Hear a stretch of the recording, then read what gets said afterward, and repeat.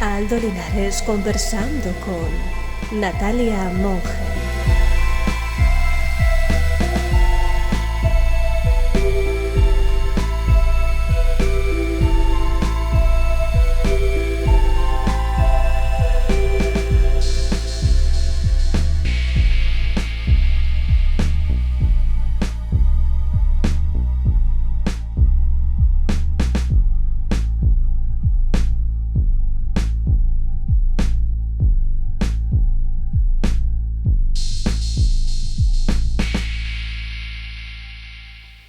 Hola, ¿qué tal? Es muy bonito poder estar a estas horas grabando a las 12:07 de la mañana, algo que vais a ver en un jueves, pues a las 8:30 de la tarde.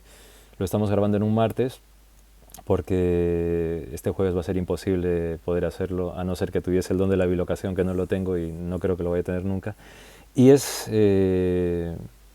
muy propicio de todas maneras pues estar a las 12:07 de la mañana todavía con una amiga que estoy seguro que nos va a aportar muchas cosas, como la gente que pasa por aquí, y que nos va a aportar desde el deslumbramiento, desde la curiosidad, desde la investigación, desde el sentido común, que es importantísimo, pero también desde esa especie de emoción que es intransferible y que pertenece a cada persona.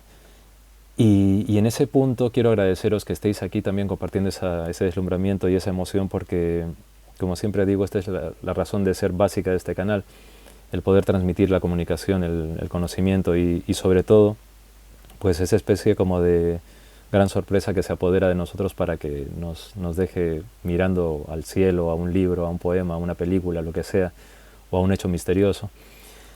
Y por eso es muy bonito poder encontrarnos con mi querida Natalia Monge, que está aquí con nosotros. Hola Natalia, ¿qué tal?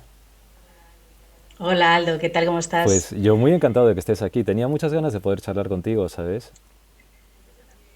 Pues yo también, encantada de compartir este rato contigo. Muchísimas gracias por invitarme y bueno, pues espero que seguro que va a ser una conversación muy reveladora y muy interesante. Espero que a tus seguidores les Pues mira, encante. una de las cosas que me gusta mucho de tu forma de hacer las cosas es que, por un lado, s- se ve el conocimiento que tienes de las cosas, el interés que tienes real, más allá del entusiasmo, sino un interés que es como mucho más interior, pero al mismo tiempo, por otro lado, se te ve ese entusiasmo que sale al exterior y que es como parte de esa emoción que quizás pues desde pequeña tienes, ¿no? Y viéndote, por ejemplo, las investigaciones del programa de Cuarto Milenio, ¿no? O escarbando en tu libro, eh, se nota mucho que tienes además un interés muy marcado por hacer que todo ese universo tan especial, tan de investigación, sea transmitible y sea veraz, que llegue a la gente, que no se queden flotando, digamos, en un cosmos, por decirlo así. Y es bonito porque en ese rigor yo creo que también nace ese deslumbramiento, ¿verdad? Pues sí, yo la verdad que considero que en todo puede haber misterio, ¿no? Por supuesto, en la ciencia hay misterio, en la historia hay misterio. El misterio es simplemente aquellas cosas que todavía no hemos conseguido aprender del todo, ¿no? Ujú. Quizá en el futuro lo consigamos. Y mirar hacia los objetos de estudio con esa mirada, pues a mí me proporciona mucha satisfacción personal. O sea, me encanta retar mi capacidad de sorpresa constantemente, pero bueno, desde luego creo que para un investigador es básico, ¿no? Es básico hacerse preguntas antes incluso que a mí me parece más importante el hacerse preguntas que el proporcionar respuestas, ¿no? Lo que realmente hace avanzar nuestro conocimiento es esa capacidad de curiosidad, de quiero descubrir cosas nuevas, quiero enfocar esto por otro lado. Pero bueno, también es cierto que yo, pues académicamente procedo de la historia académica, es lo que he estudiado, y la historia se estudia como pues una rama científica también, ¿no? Se aplica el método científico Ujú. y esto, bueno, pues nos lleva también a diseccionar esos objetos de estudio, tanto a la hora de hacer un reportaje como a la hora de pues, investigar textos históricos de una forma muy rigurosa. ¿Qué es lo que sucede? Que aplicando métodos científicos a la historia, habitualmente lo que consigues es investigaciones que son difícilmente transmisibles a la gente. Claro. Que aplicamos lenguajes académicos que son complicados de entender, que a veces son incluso áridos, ¿no? Entonces, algo que tengo yo como uno de los grandes retos de mi vida es traducir estos lenguajes académicos de la investigación histórica al lenguaje divulgativo. Me gusta aplicar técnicas del periodismo a la explicación de temas históricos, ¿no? Y incluso técnicas de la narrativa, de la literatura. Creo que se puede no perder rigor aplicando estas técnicas, y que además esto lo que va a facilitar es que la gente, bueno, pues se apasione por la historia, se apasione por su propio pasado, por conocer y aprender a analizar qué es lo que nos está sucediendo. Entonces, bueno, todo esto yo intento hacer una especie de amalgama, ¿no? Que todavía estoy perfeccionando, porque desde luego, pues bueno, es también un constante descubrimiento metodológico, ¿no? Cómo abordar pues los temas a los que dedico reportajes, escritos, audiovisuales. Estoy constantemente viendo pues cómo me puedo acercar, ¿no? Desde qué ángulo, qué fórmula narrativa le puedo aplicar para que mantenga ese rigor, pero al mismo tiempo resulte pues una aventura apasionante, ¿no? Para mí ese es el principal reto, transmitir todo esto de forma que a la gente le enganche y que un chaval de 16 años que nunca ha leído un libro de historia, por ejemplo, se pueda acercar a mi libro, por ejemplo, y leerlo, y que esto le parezca una aventura, y que desde ahí pues empiece, ¿no?, a interesarse por el conocimiento de su pasado. Pero es interesante porque, mira, justamente cuando estás hablando de aplicar técnicas de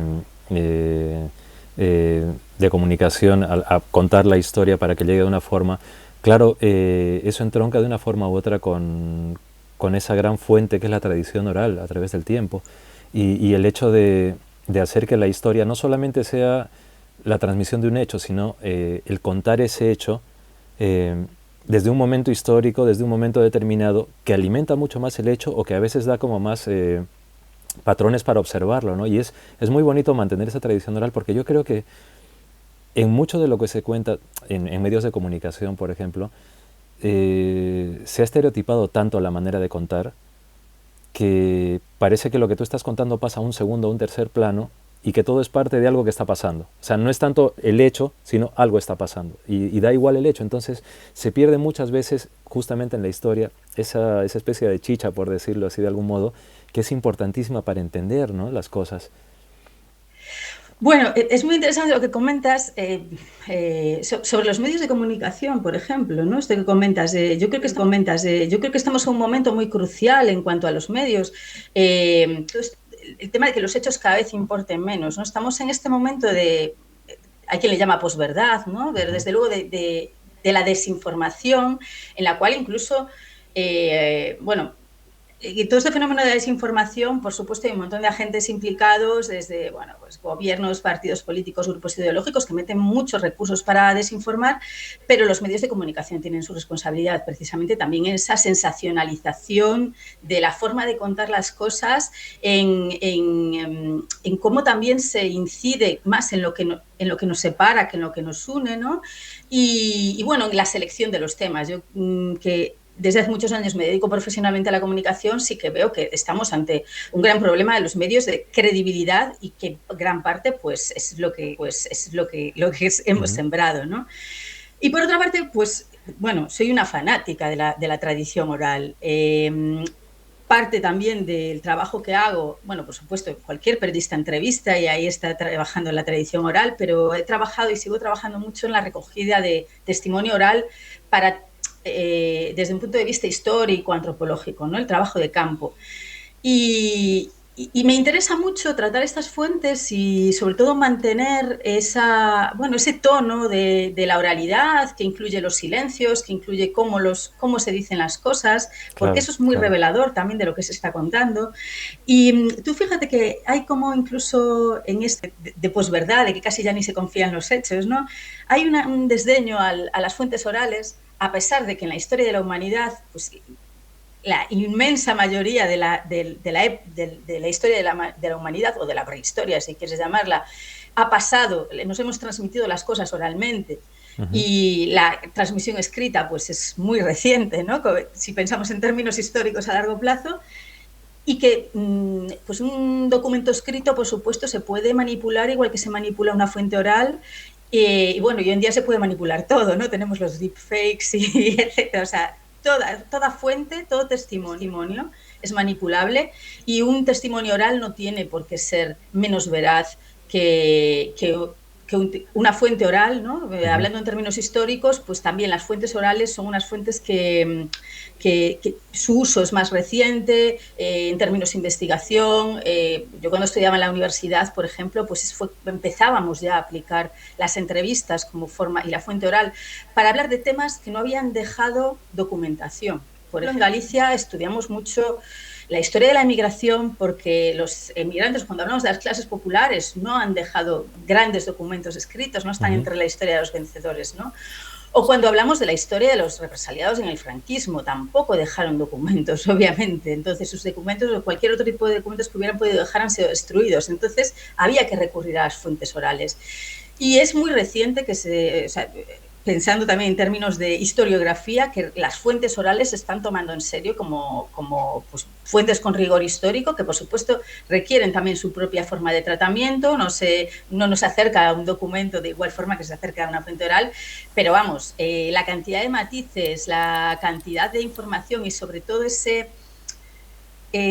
mí lo que me encanta es esa cultura narrativa que está en el ADN de la humanidad desde nuestros inicios, que es como nos hemos transmitido la cultura, la historia, los conocimientos científicos, y que, bueno, pues perdura, ¿no? Tú cuando vas a preguntar a gente mayor de sociedades rurales, todavía tienen una forma de narrar, ¿no? Les quedan fijos las cosas en la memoria de una forma distinta, crean unas estructuras mentales que no son las mismas que creamos las personas que ya venimos de una cultura escrita y que estamos acostumbradas a apuntar todo, ¿no?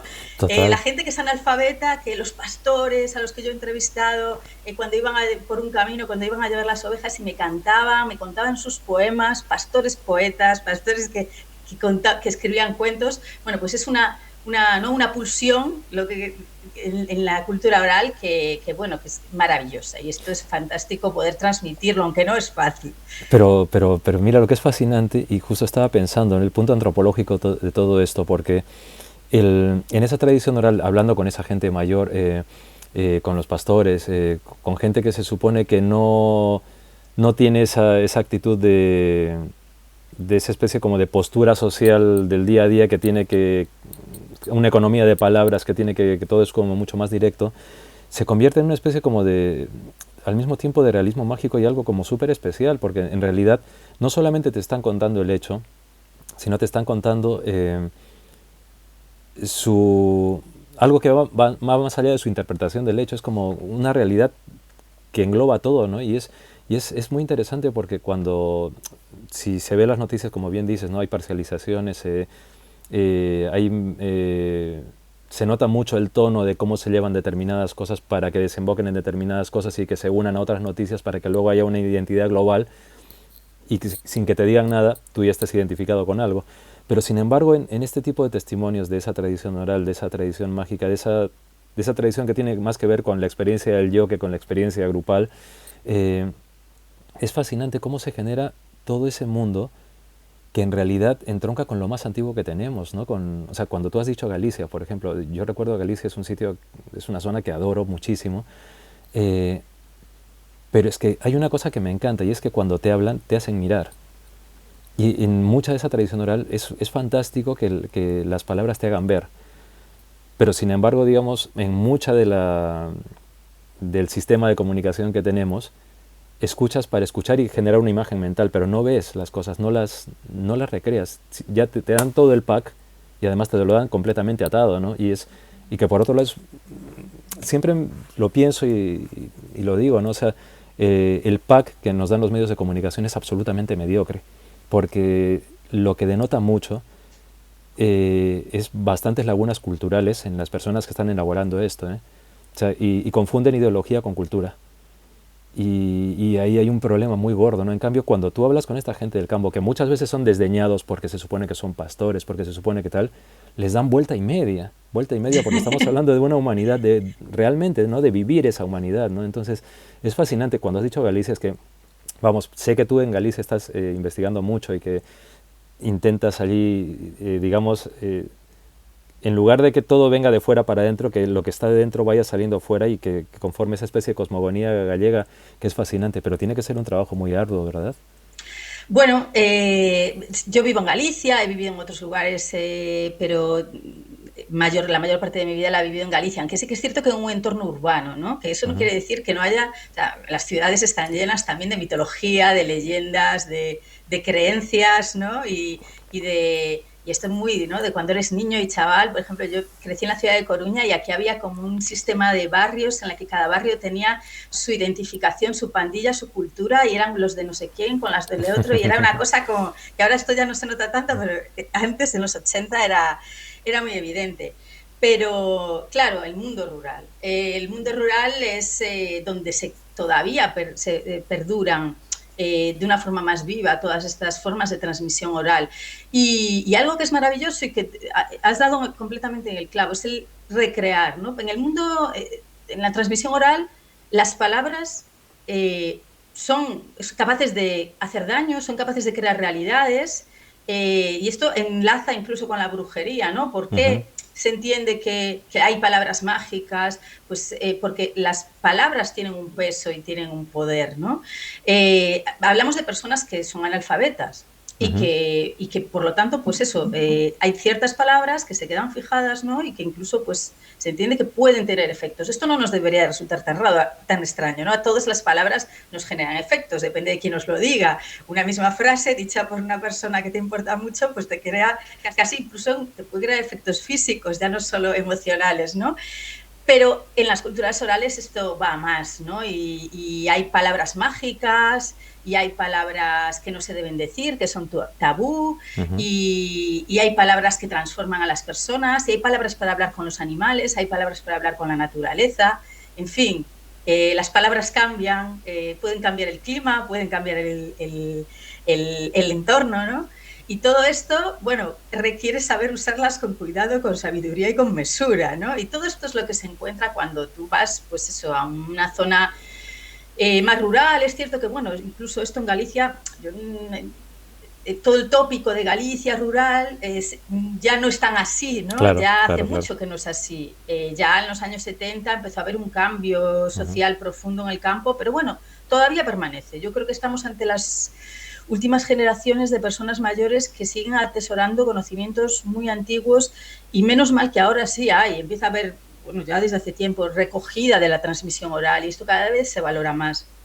Yo recuerdo estaba haciendo una investigación que se llamaba A Veiga Máxica, la orilla mágica. Estaba Ujú. investigando por las orillas del río Ulla todas las creencias mágicas de la tradición, de la cultura campesina tradicional. Esto fue hace 2 o 3 años, no mucho más allá. Y les preguntaba, bueno, me reuní con un grupo de señoras mayores de una aldea que iban a clase de pandereta, eran las pandereteiras, y entonces, bueno, accedieron a reunirse conmigo para hablar de estos temas, ¿no? Que tú vas a una aldea gallega y les dices a la gente, bueno, háblame del mal de ojo, de la brujería, y no te van a hablar del mal de ojo y de la brujería. Esto hay que ir tirando un Claro. poquito. Entonces nos reunimos allí, 6 o 7 matriarcas, alrededor de una estufa, hacía un frío que horrible, en pleno invierno, y entonces empezamos a hablar de otras cosas, y el tema enseguida sale, es que acaba saliendo enseguida, ¿no?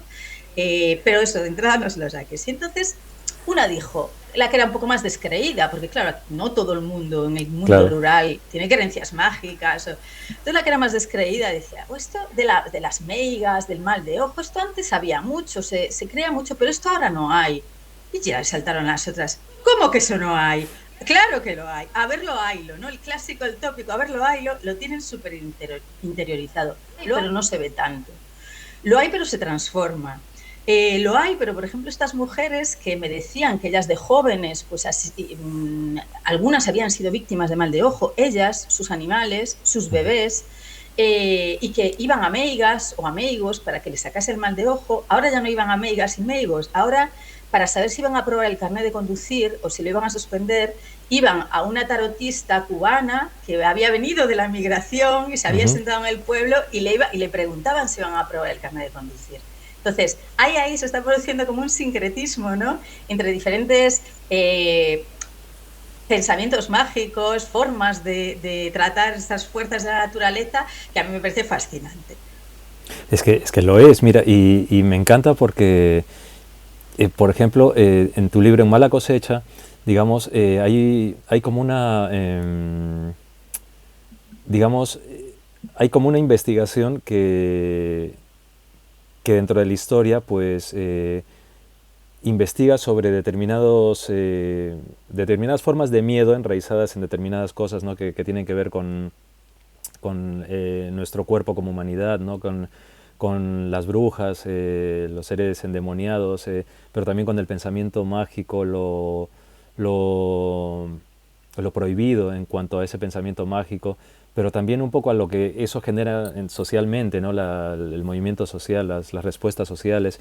Entonces, yo creo que ha tenido que ser muy, muy interesante hacer pues La Mala Cosecha, ¿no? Mala Cosecha, el libro, que además la portada es como muy, Sí. muy, muy potente, ¿no? ¿Qué te supuso a ti hacer un libro en el cual, o sea, sabiéndote tú, gallega, sabiéndote curiosa de todo esto, sabiéndote eh, quizás intuitivamente cercana a un portal de misterios permanente como es Galicia, ¿no? Y que no pasa nada, no pasa nada, que aquí han pasado cosas muy locas también, ¿eh? Me imagino. Sí, sí, sí. Entonces, ¿qué te ha supuesto hacer este libro? Porque entiendo que siempre lo comentamos, ¿no? Un libro siempre es un salto al vacío, siempre tú tienes una idea de cómo vas a empezar, pero luego no tienes ni idea de cómo termina, ni cómo va, ni cuando comienza a tener sus propias piernas ya se te va, ¿no? Entonces, ¿cómo ha sido?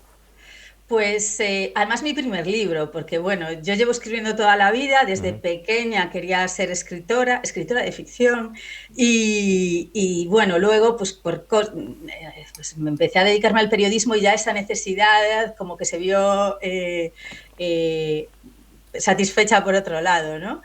Y claro, mi primer libro, y la verdad, es una tarea complicada. Yo lo que quería hacer era, me interesa mucho investigar sobre el terror y ujú, sobre las distintas formas de terror, cómo se nos aterroriza, quién nos aterroriza o quién creemos que nos aterroriza, quién es la víctima, quién es el verdugo y cómo sus papeles se ujú, intercambian, ¿no? Y me interesaba un poco explorar, pues a raíz de los reportajes que había hecho para Cuarto Milenio y de otro tipo de investigaciones, me habían ido apareciendo una serie de personajes, casi de arquetipos, de categorías, ujú, que en distintos momentos de la historia habían sido como responsables de las grandes corrientes de terror. Habían causado, pues eso, lo que llamamos el pánico moral, ¿no? Eso es ujú. lo que se llama en sociología el pánico moral. Corrientes tremendas de terror que además iban acompañadas del rumor, el prejuicio, el bulo, la desinformación, es que son cosas cíclicas que vuelven, ¿no? Y claro, se había investigado, por supuesto, pues los grandes personajes aterradores de la historia están más que estudiados, ¿no? Ujú, Bueno, desde Hitler o, pues, yo qué sé, el Duque de Alba, estos grandes genocidas, ¿no? ujú. Y yo quería hablar de lo popular. Y entonces, pues, empecé por ahí, ¿no? Y estaba diciendo, bueno, a ver quiénes pueden ser, qué clases de terror distintas hay y quiénes pueden ser estos personajes. Podrían haber sido otros, hay muchos, ¿no? Pero Ahora ha sonado aquí el telefonía. claro, sí, bueno, Pero es bueno, que perdona que te he cortado. nada, nada. Ujú, Entonces, bueno, seleccioné unas para... tuve que acotar temporalmente también, y entonces la acotación temporal vino un poco por la documentación disponible. Es un ujú, libro que casi toda bueno, es documentación archivística, ujú, son manuscritos, libros impresos, hemeroteca antigua, está todo sacado de archivos prácticamente, salvo un poquito que hay de historia oral. Me interesa mucho también desentrañar lo terrorífico que hay en nuestros archivos, porque a veces cuando tratamos estos temas es como que nos los inventamos, ¿no? Es ujú. que los vampiros, bueno, no le llames vampiro, pero había gente, esto está documentado, que mataba a otra para sacarle la sangre y que personas se lo bebiesen, ¿no? Entonces Madre esto, mía. llámale de otra forma, no es el vampiro arquetípico, desde luego, pero está relacionado con esa figura, ¿no? Y sobre todo el terror que causó está relacionado con el vampiro arquetípico. Entonces tenían que estar en los archivos y tenían que tener un poco estas características, Ujú, ¿no? Gente normal, que esto casi como que da más miedo cuando es el gran noble duque de Alba que está claro. masacrando, bueno, pues, pero cuando puede ser tu vecino el que mata a un niño para sacarle la sangre, esto es aterrador, ¿no? Porque no parece un monstruo, está ahí al lado, no sabes quién es, puede ser tu doble.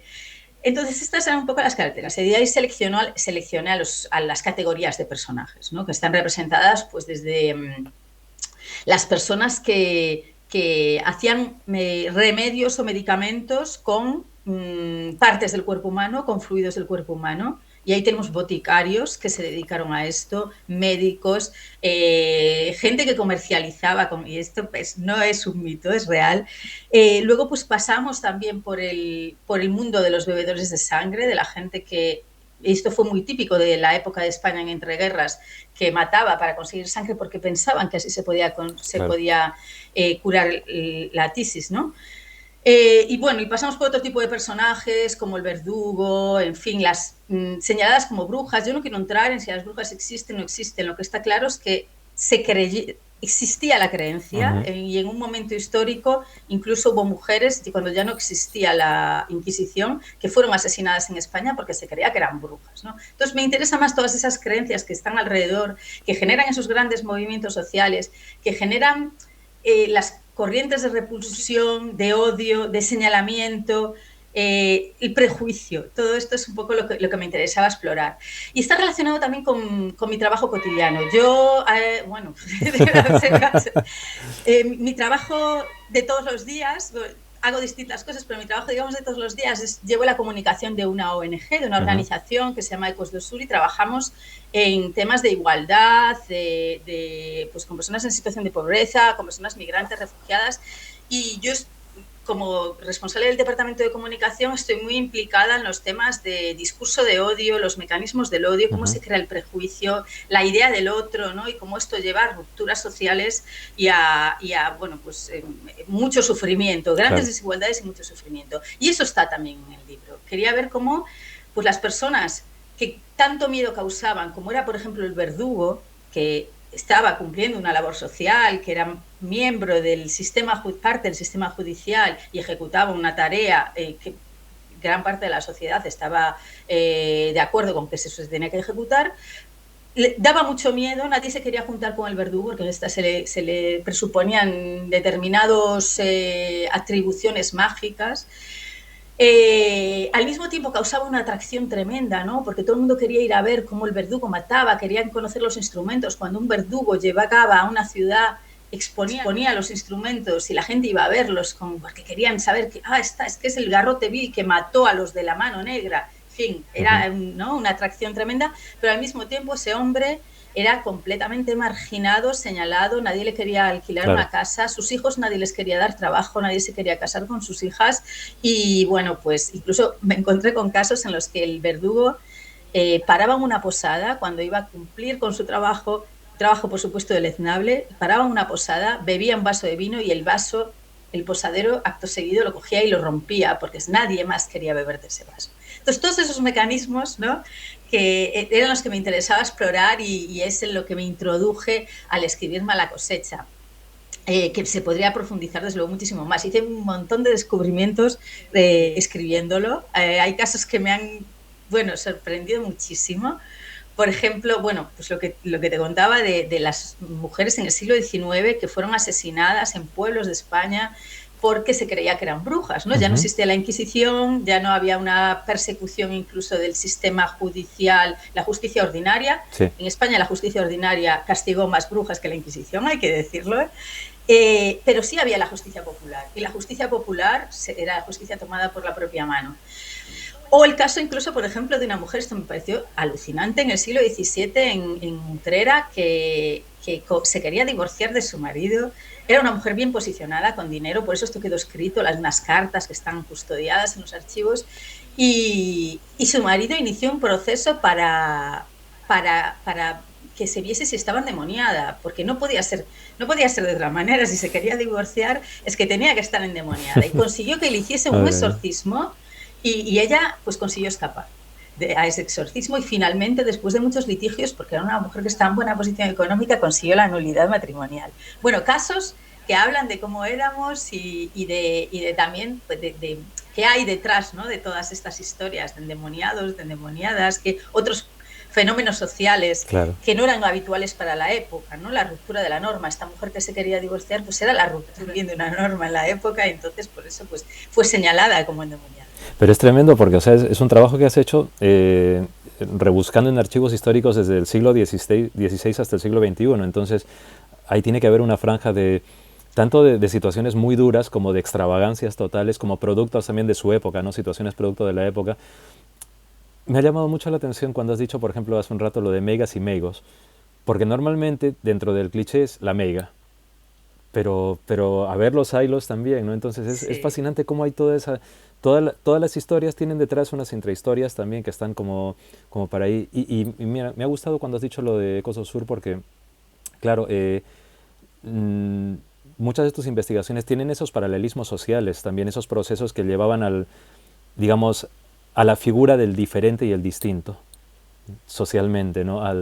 Y que eso implica pues muchas de las cosas que puede haber pues con la marginación, con el racismo, con todos esos procesos que son como nudos que están allí, ¿no? Y me parece muy interesante porque viendo un poco lo que haces en Ecosur, que como bien has dicho eres responsable de comunicación, dentro de esta iniciativa de integración de las personas, hay una cosa que me interesa mucho que es el programa Ciberrespect o Cyberrespect, como se quiera pronunciar. ¿Y puedes contarnos un poquito cómo es? Pues sí, además con mucha emoción porque es como mi creación. Y pues mira, esto surgió allá por el año 2016. Nosotros, como te decía, pues trabajamos con personas desde Galicia, también tenemos una Ujú, delegación en Madrid. Trabajamos con personas que normalmente se dice en exclusión. Bueno, a mí es algo que es una expresión que tampoco me gusta ujú, mucho. Personas que tienen especiales obstáculos en la vida cotidiana, ¿no? ujú, Y ahí pues podrían entrar personas refugiadas, personas migrantes, claro. personas que están en situación de pobreza, mujeres víctimas de violencia de género, mujeres víctimas de trata. Y bueno, desde nuestro trabajo diario siempre nos dábamos cuenta de que hay pues es un sustrato intolerante en la sociedad, que hay prejuicios, por supuesto, todos y todas tenemos Ujú, prejuicios, el tema es reconocer, a estudiárselos, ¿no? Analizárselos. Pero allá por el año 2016 nos dimos cuenta de que estaba pasando, algo estaba cambiando. Nos dimos cuenta además como una bofetada. Vino un periodista de La Voz de Galicia a hacer un reportaje a Ecos do Sur. Damos clases de español para personas extranjeras ujú, que acaban de llegar y entonces lo primero, aprender el idioma. Y entonces, pues este periodista además se quedó toda la mañana, vino a la oficina, a las clases de español y estuvo allí horas. ujú, Entrevistó a todos los alumnos de clase de español, a los profesores. E hizo un reportaje precioso, así como a veces decimos, y lo decimos mucho desde las organizaciones, es que los periodistas tal, no, hay que reconocer también que el trabajo bien hecho. Hizo un reportaje maravilloso. Al día siguiente, a toda página en el que salían, pues eso, una mujer marroquí que explicaba que estaba aprendiendo a leer y escribir porque ella venía de una montaña de la montaña del Atlas, no había colegio en su pueblo y no había podido aprender. Y ahora con 30 y pico años, una niña pequeña que llevaba las clases, aprendía, o sea, ujú, con una energía. Un hombre armenio que contaba que estaba aprendiendo español porque le encantaba además la cultura, el idioma. Bueno, cada uno contaba sus aspiraciones, sus sueños, porque habían venido, qué esperaban, qué estaban viviendo. Nos pareció un reportaje maravilloso y muy emotivo. Luego nos pusimos a mirarlo, estábamos en la página web y llegamos a la parte de abajo de los comentarios. Entonces no había tanta red social, ujú, los medios de comunicación tenían sus propios foros, sí. ¿no? Y ahí la gente hacía los comentarios. Y nos quedamos en shock. Nos quedamos en shock porque vimos que el 95% de los comentarios que la gente hacía eran muy negativos con respecto a esta gente que venía y que contaba emotivamente sus experiencias. Es que migrantes, es que no. Bueno, y estoy viniendo de Galicia, un pueblo de migrantes, que Ujú, es que también tiene. Y entonces, claro, dijimos, pero estamos en una burbuja, o sea, no nos estamos dando cuenta de lo que está pasando ahí fuera. Está habiendo un incremento de la intolerancia. Y nos pusimos a rastrear en las redes y nos dimos cuenta de ese fenómeno, que sobre todo es un fenómeno muy de redes. Las redes ujú, sociales tienen cosas maravillosas y para el activismo son increíbles, pero también pues crean cámaras de resonancia, viralizan mensajes de odio, sí. Ujú, intolerantes, y esto pues es un peligro que tenemos que saber abordar, y no desde la restricción de la libertad de expresión, sino probablemente desde otras fórmulas. Y esto fue lo que hicimos. Creamos un proyecto. Nosotros en la organización trabajamos por proyectos. Creamos lo que iba a ser un proyecto anual en ese momento, en el que tratábamos de formar a grupos de ciberactivistas para que aprendiesen a actuar ante olas de odio en ujú, las redes sociales. Se trataba de capacitarlos, formar un grupo que trabajase en red y de lanzar campañas colectivas. Bueno, esto fue hace 5 años.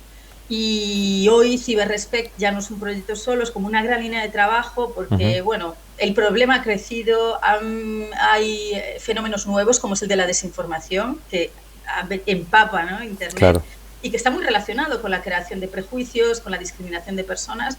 Y fíjate cuando sale una noticia falsa sobre que la manada de menas, no sé qué, no sé cuánto, ¿no? Y luego hay agresiones contra chavales extranjeros que vienen solos, además. Entonces, todo esto está muy relacionado. Pues hoy es como una gran línea de trabajo dentro de la entidad y trabajamos sobre todo, pues eso, en capacitación de formar a personas, a otras organizaciones, a colectivos sociales para que aprendan a frenar esta gran ola de odio y desinformación claro. desde estrategias distintas, activismo, verificación, creación de campañas. Y bueno, pues para mí es un proyecto súper emocionante que crece cada año. Este año estamos haciendo una iniciativa muy bonita que es aplicar tecnología de realidad virtual a la lucha contra los prejuicios. Y entonces lo que estamos haciendo es crear un vídeo en el que las propias personas que son víctimas de discriminación crean el vídeo desde cero, un vídeo con experiencias en la que luego lo sacaremos a la calle con visores de realidad virtual y la gente podrá vivir esas experiencias por las que pasa una persona cuando es discriminada al ir a solicitar un trabajo, al ir a alquilar un piso o en su vida cotidiana, vivirlas en la propia piel porque es así también como se transforma la mente. Totalmente, y es muy interesante, y mira, me encanta, dices, así es como se transforma la mente, y es verdad, o sea, muchas veces nos olvidamos de todos esos procesos mentales que luego se materializan pues en opiniones de redes, que luego que materializan incluso la propia, que desnudan a la persona en cuanto a pues opiniones venenosas encerradas en el anonimato. Muchos pensadores y revolucionarios de Twitter, por ejemplo, por decirlo así, ¿no?, que es como lo que se llama un cuñado, que de repente van contando mil cosas, saben de todo, pero que consejos vendo que para mí no tengo, ¿no? Entonces, es muy, muy curioso cómo los procesos humanos en cuanto a la comunicación, al pensamiento, acaban derivando de las formas que derivan, ¿no? Entonces, creo que el hecho de hacer este tipo de actividades me parece fantástico, me parece buenísimo, pero es que entronca mucho con lo que haces además, porque en todo esto hay un afán de comunicación. Entonces, claro, si me pongo a pensar en esto que estás haciendo en Ecos del Sur, pero también Ecos del Sur, pero también pienso en Mala Cosecha y también pienso en tus investigaciones y también pienso en quizás esa especie de curiosidad que tienes con las cosas, pues es inevitable pensar que más allá de tu deseo de comunicación, pues hay un deseo de plantearte preguntas, como tú decías, ¿no? Que muchas veces la pregunta a veces es más importante que la respuesta porque es el motor, ¿no? Y, y claro, si saltamos un poco en el tiempo, porque ya que has escrito un libro en el cual te has ido hasta el siglo XVI para empezar una investigación histórica y ahora estás en pleno siglo XXI en Ecos del Sur, pues haciendo todo esto y utilizando herramientas como la realidad virtual, que es, digamos, estar usando las herramientas que tenemos. ¿Cómo fueron tus primeras herramientas para empezar con todo esto? Cuando empezaste tú como la Natalia Monge que dijo, pues vale, yo quiero hacer estas cositas. Bueno, no sé ya a dónde me tengo que retrotraer, porque la verdad que, pues no sé, el interés por el mundo misterioso, por lo que no está tan a la vista, ¿no? Por las capas más subterráneas y quizá también por eso, por el interés social por las desigualdades, ¿no? Que está, como tú bien dices, está como relacionado, pues yo creo que me viene de siempre, ¿no? O sea, no sé cuándo pude empezar, no sé cuándo empecé, pero desde luego lo primero que he hecho en este tema, pues me tendría que retrotraer a la infancia, ¿no? Cuando yo escribía ficción, me gustaba escribir temas de ficción y utilizaba, pues de una forma más o menos rústica, las herramientas literarias que estaban a mi alcance. ¿Y Gracias. recuerdas qué temas escribías por curiosidad? O sea, ¿qué cositas escribías? Sí. Bueno, yo, gracias a mi madre, aprendí a leer muy pronto, a los 4 años. Mi madre me enseñó con una libretita y un bolígrafo rojo, lo tengo grabado casi como de mis primeros recuerdos. Y siempre fui una fanática de la lectura, ¿no? Entonces, pues muy de niña, lo que me gustaba era el tipo de literatura mágica, bueno, que nos gusta un poco a todos, los cuentos, ¿no? Pero esto es algo que conservo. Yo los cuentos de Grimm los releo periódicamente. La versión original, que es una versión muy descarnada y dura y que aconsejo a todos, a todos leer. Entonces, todo ese mundo mágico de cosas que se transforman, de cosas que parecen una cosa pero son otras, ¿no? Yo al principio pues escribía cuentos pues tipo cuento infantil, pero desde lo más mágico. Luego ya pues hacia la adolescencia me fui yendo hacia la literatura gótica, por supuesto, ¿no? Todos los Poe, Hawthorne, toda la literatura gótica siempre me ha encantado. Y no solo la literatura, o sea, yo era típica que tenía un abrigo así largo, tipo Mary Shelley, y andaba por la ciudad paseando por el cementerio, como, ¿no? O sea, me hubiera encantado pasar mi adolescencia. O sea, que eras gótico siniestra de aquella época. No, o sea, no tanto aspecto gótico, pero sí el rollo victoriano, ¿no? O sea, me encantaba esa estética.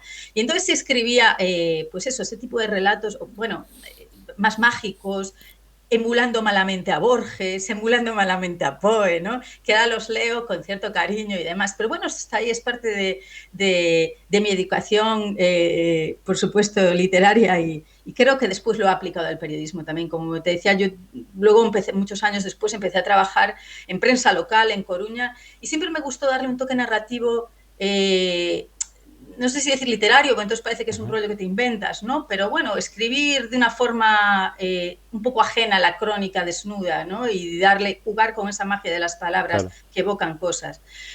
Y bueno, ya está. Y ahora que, o sea, todos estos, o sea, por eso procedo de la escritura literaria, después cambié a la investigación histórica durante mis años de universidad y luego me volví a mudar al periodismo, ¿no? Y ahora estoy volviendo a la literatura porque estoy escribiendo una novela, mi primera novela. Qué bueno. Sí. Y claro, trata estos temas también, ¿no? Misterio antropológico ambientado en Galicia y nada, y está ya ahí en sus últimos, me queda poco y se publicará el año que viene. Estoy muy emocionada. Qué bueno, pues estaremos muy atentos. Y además es que, claro, tiene mucho de sentido lo que dices en cuanto a... Es que, mira, me imagino, tú caminando con esos abrigos, yendo a los cementerios, pero es que todo eso, aunque desde fuera pueda parecer un poco curioso, extravagante, lo que sea, es que en el fondo también es como cimentar una identidad, pero es como empaparte de todo eso y llevarlo dentro y luego sacarlo, ¿no? Es como convertirte en ese trozo de historia que para ti es importante y porque antropológicamente tiene mucho sentido, ¿no? Es la identificación de lo que somos con lo que nos gusta y probablemente, no lo sé, quizás no en todos los casos, ¿no? Pero cuando nos identificamos con lo que nos gusta y le damos esa entidad, pues en cierto modo vamos madurando, ¿no? Como personas, vamos creciendo como personas, nos vamos cimentando, ¿no? Con nuestro propio lenguaje personal, que luego da pues igual pie a nuestra propia tradición oral, ¿no?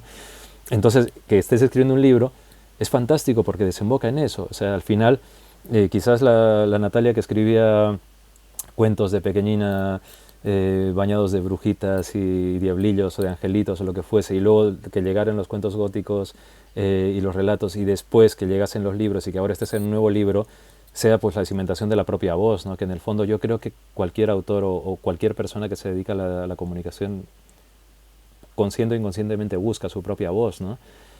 Y en esa propia voz, claro, ¿a ti qué te supuso empezar en Cuarto Milenio con las colaboraciones? Porque siempre lo digo, ¿no? Que es un universo muy peculiar y toda la gente que pasa por aquí, que colaboréis con el programa, pues siempre lo pregunto porque es un universo peculiar, como Iker dice, es una nave, ¿no? Entonces, ¿qué te supuso a ti? Pues bueno, primero un sueño cumplido, porque yo era muy fan del programa, o sea, lo veía no desde el principio, pero yo creo que desde 2010 o por ahí fue cuando lo empecé a ver.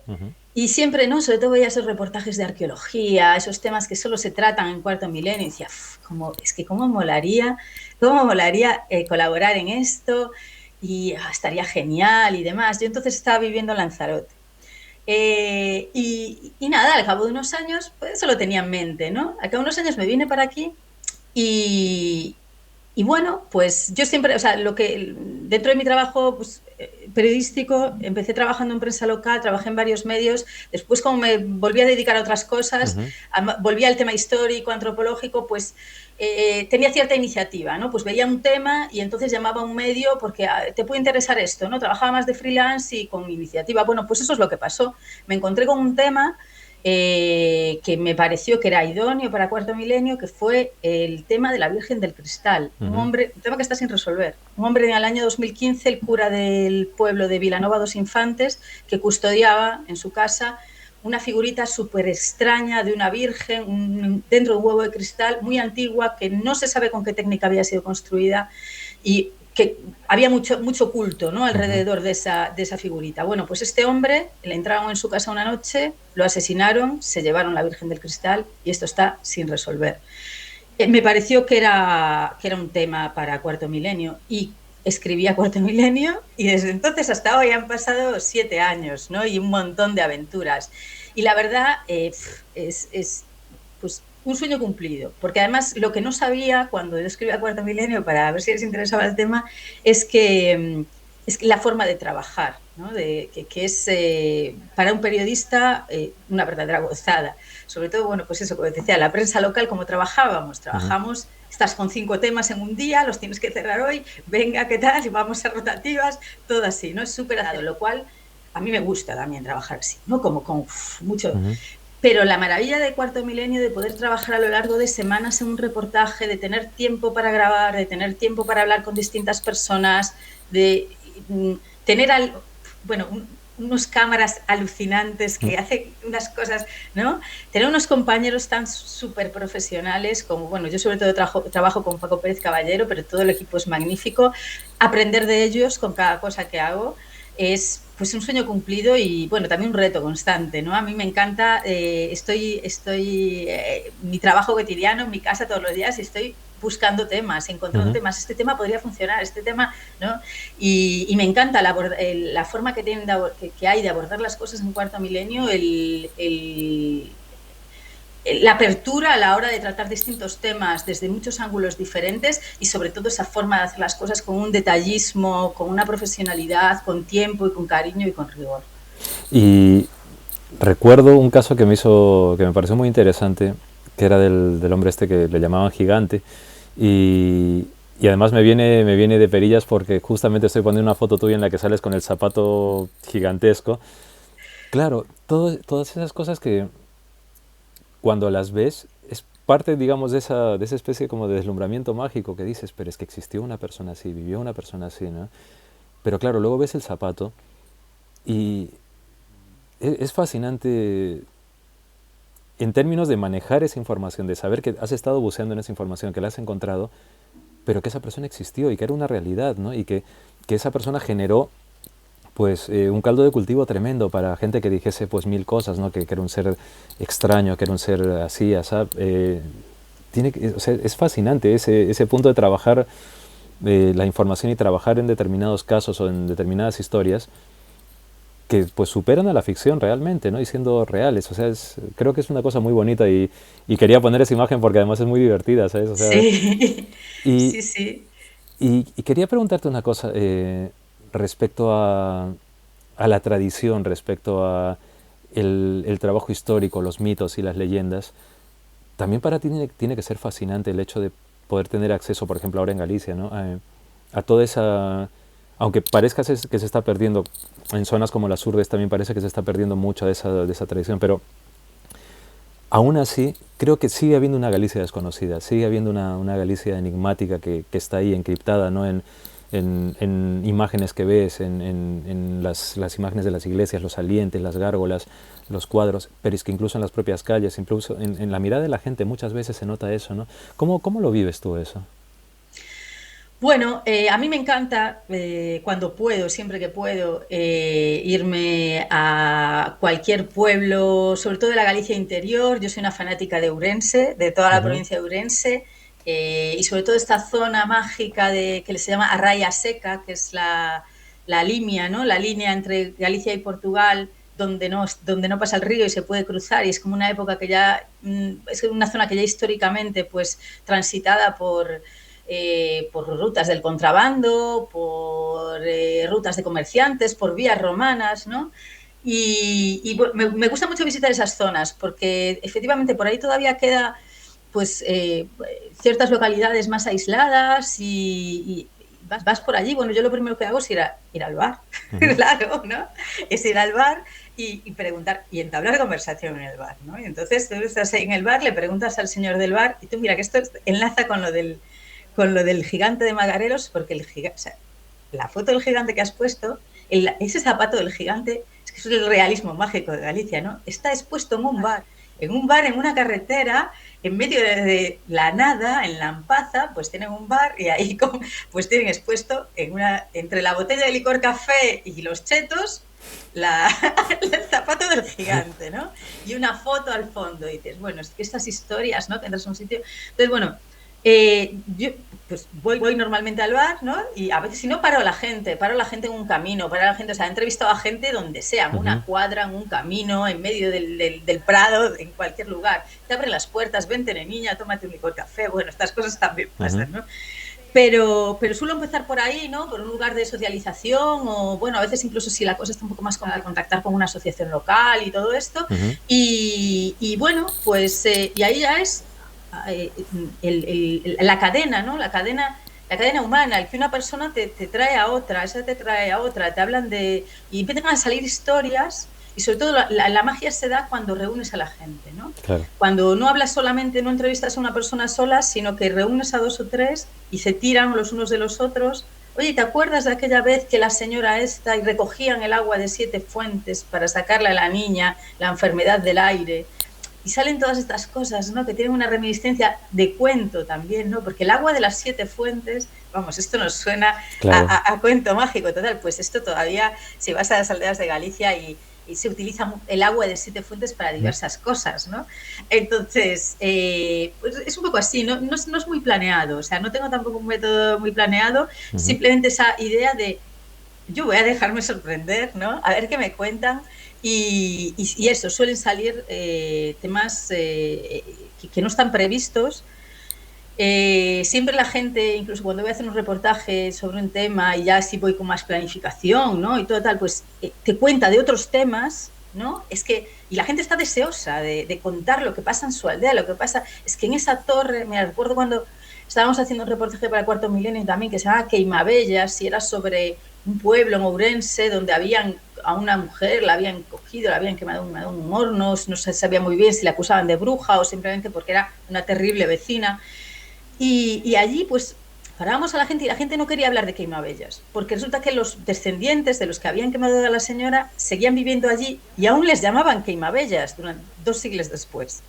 No querían hablar de Queimabellas, pero nos hablaron de todo lo demás. Es que hay una torre allí, que allí encerraron a una mujer y la torre estuvo sitiada y el agua se pudrió y se murieron todos. Es que allá en el otro pueblo hay un señor al que una vez lo mataron. O sea, todos estos temas truculentos, que nos pueden parecer morbosos, en realidad quedan en la memoria colectiva porque son grandes hitos, ¿no? Son los temas que despiertan nuestras emociones. Cuando hay un asesinato, cuando hay un gran drama de amor, ¿no? Que es lo que esta mujer encerrada en la torre, eso luego se vincula a historias de fantasmas, se vincula a sonidos que vienen en el viento, ¿no? El viento dice el nombre, y todo eso es lo que luego se convierte en leyenda. Probablemente procedan de historias que tienen un pozo de realidad. Y esto es un tema que me interesa mucho investigar también, ¿no? Cómo las leyendas tienen un origen real en muchos de los casos.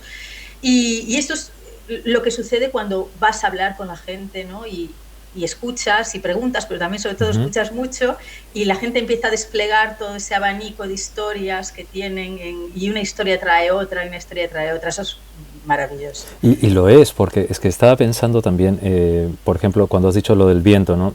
Si no es el viento, podía ser el gato o la luna.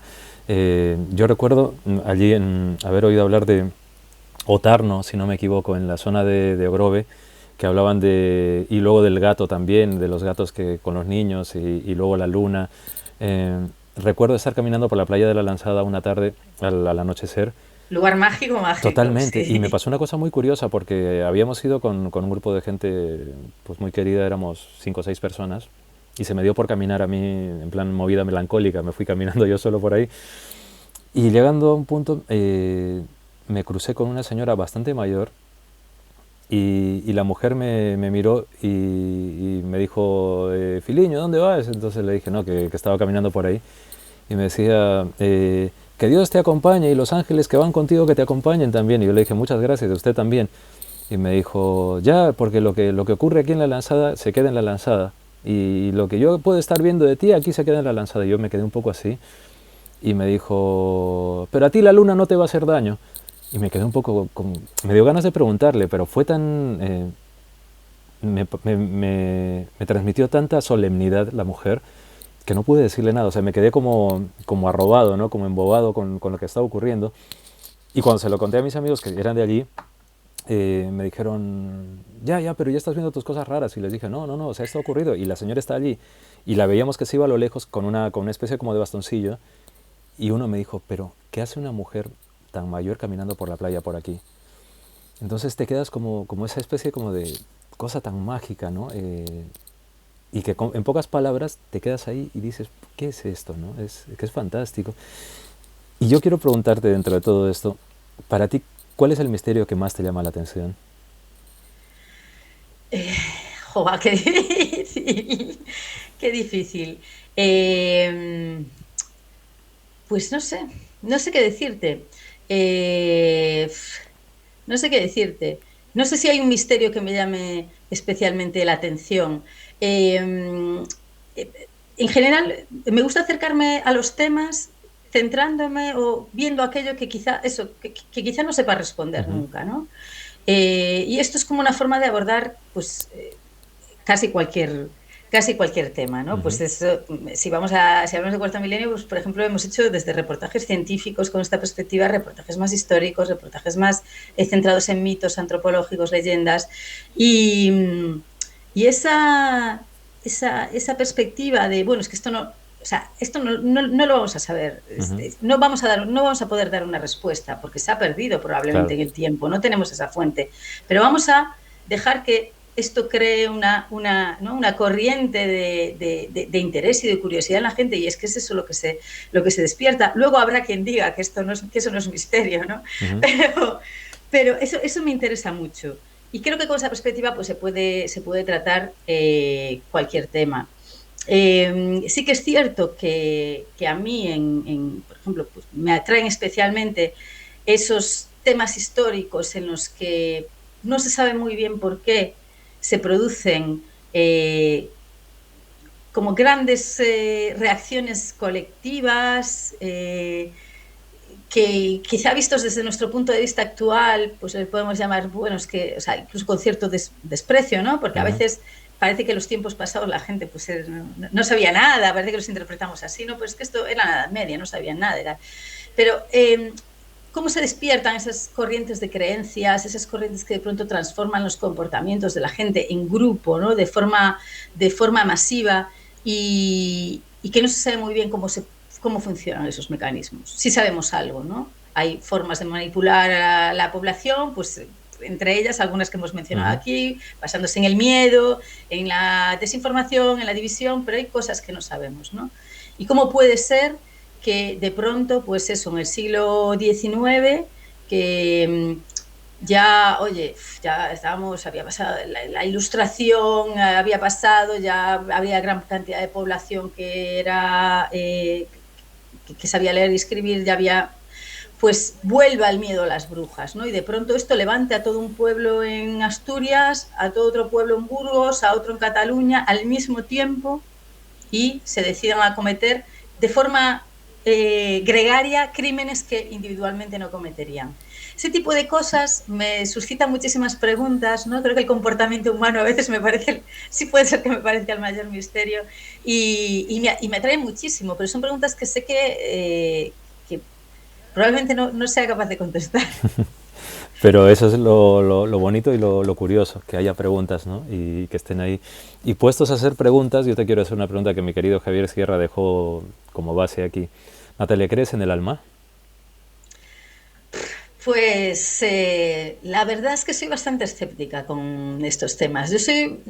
Al final me interesa mucho el misterio, pero tengo una mente, me gustaría ser más racional. Creo que esto nos iría mucho mejor en general si fuésemos más racionales. Creo que creemos que somos muy racionales, pero no lo somos. Nos hacemos trampitas, por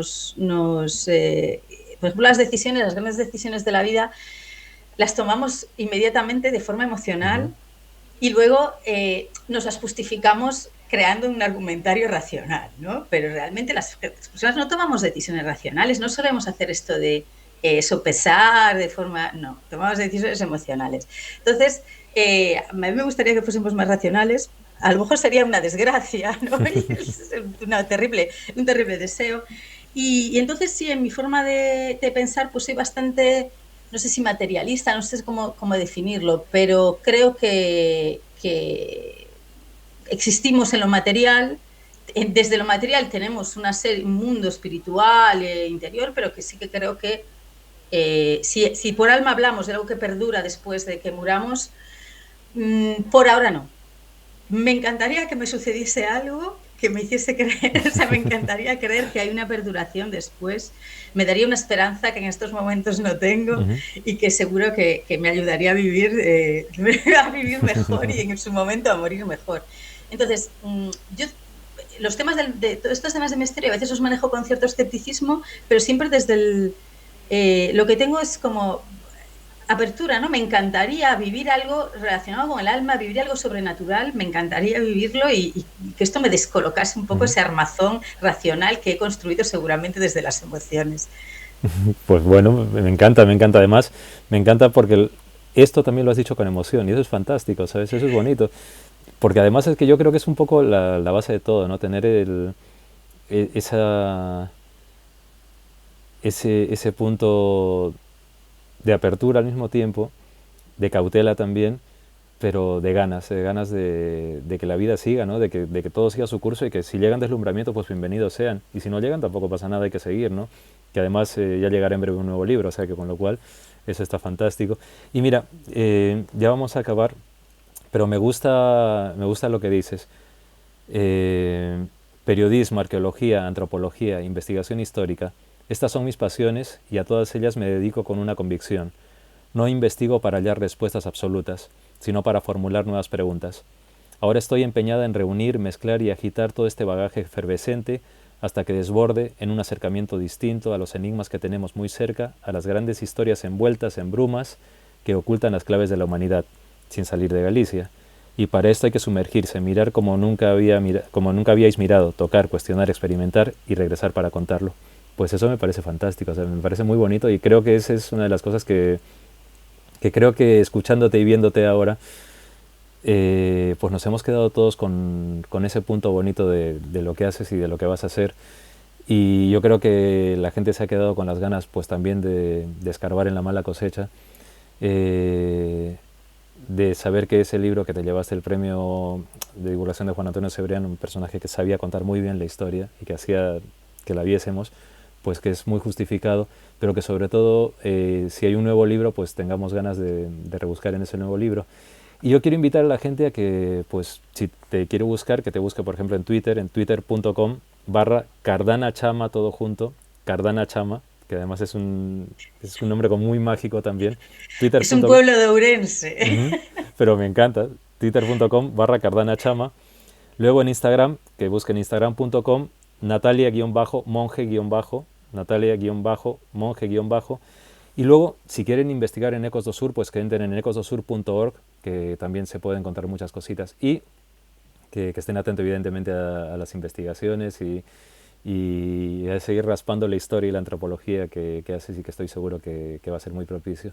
Así que quiero agradecerte muchísimo que hayas estado. Me ha encantado poder conversar contigo y sé que no será la única vez, que habrá muchas más y que tengo ganas de ver ese libro. Así que te lo agradezco muchísimo, Natalia, muchísimo. No, yo a ti, bueno, he disfrutado un montón, me ha encantado esta conversación, es fantástico charlar contigo, ¿no? Con esa agudeza que tienes además para unir e hilar los temas y nada, que he pasado un rato fantástico, espero que volvamos a conversar, claro que sí. Seguro que sí, seguro que sí. Y seguramente, pues, si se tercia, igual algún día investigamos juntos, hacemos alguna cosilla juntos Ojalá. y yo sería Me fantástico. encantaría, ¿eh? Y a ¿Ves? mí Porque también. ¿Mm? este punto escéptico que tengo, o sea, me encantaría ver, o sea, en fin, me encantaría. Pero, ¿sabes? Me encantaría ver cómo lo haces, es Pero que como yo lo tengo me también intriga. conmigo, pero es que yo también lo tengo conmigo, entonces sé que divertido va a ser, porque los dos tenemos ese ímpetu así que seguramente que sí. Pero además que sé lo bonito de todo esto es eso, que creo que buscamos, nos hacemos preguntas y creo que eso es necesario. Así que te lo agradezco nuevamente y que nos vamos a ver pronto. Así que nada, genial, muchas gracias, ¿eh? Muchas gracias, amiga, que te sea todo propicio a ti. A ti, un abrazo grande. Y quiero agradeceros a todos y todas que hayáis estado aquí con nosotros y que pues hayáis disfrutado tanto como yo de esta conversación con Natalia, una conversación que es como una geografía y que eso es fantástico, eso es bonito y sobre todo que es necesario para pues seguir dándonos cuenta que la realidad está ahí, que tenemos que movernos, que caminar, que investigar, que escudriñar y que la historia es fascinante, que la antropología es fascinante, que el periodismo es fascinante, que la búsqueda de respuestas y de elaboración de preguntas es fascinante, pero que sobre todo es fascinante esa especie de arte intrínseco que tenemos como vida y que ese arte intrínseco como vida pues es el motor de todo esto. Así que espero que el jueves que viene nos veamos. Son las 13:12 de la tarde de un martes, con lo cual lo estaréis viendo esto de noche.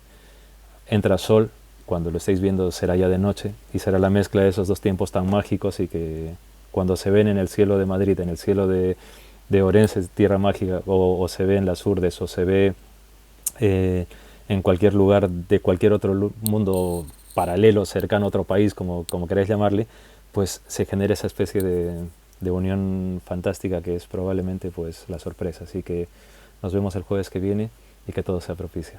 Hasta luego.